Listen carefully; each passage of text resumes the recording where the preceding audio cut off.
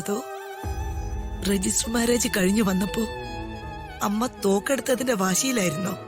ഒരിക്കലും അല്ല, ഒരിക്കലും അല്ല.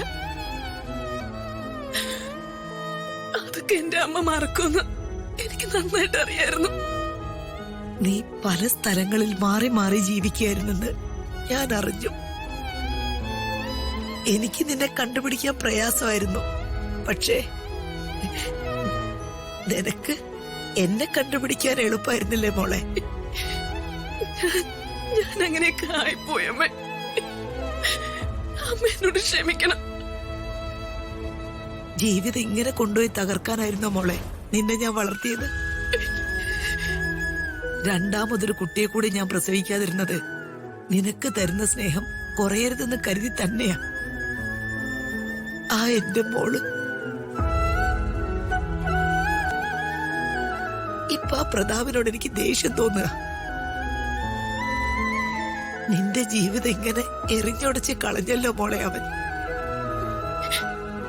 പ്രതാപേട്ടൻ നിരപരാധി അമ്മ. എന്ത് നിരപരാധി? സ്നേഹിച്ച് കല്യാണം കഴിച്ച ഭാര്യയെ ആരെങ്കിലും എന്തെങ്കിലും പറഞ്ഞെന്ന് കരുതി അവിശ്വസിക്കാണ്.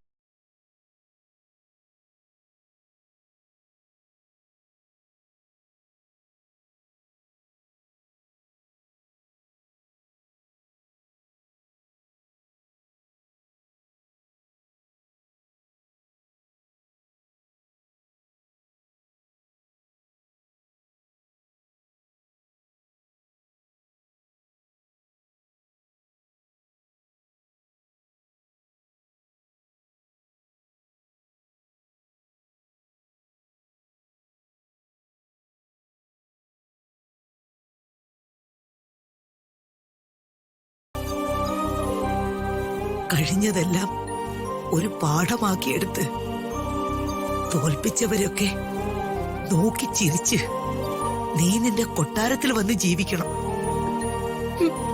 പരാജയപ്പെടുത്തിയവർ നിന്റെ വിജയം കണ്ട് നാണം കെടണം. അല്ലാതെ പേടിച്ചോടുകയല്ല വേണ്ടത്. ഓടുന്നവര് ഓടിക്കൊണ്ടേയിരിക്കും ജീവിതാവസാനം വരെ.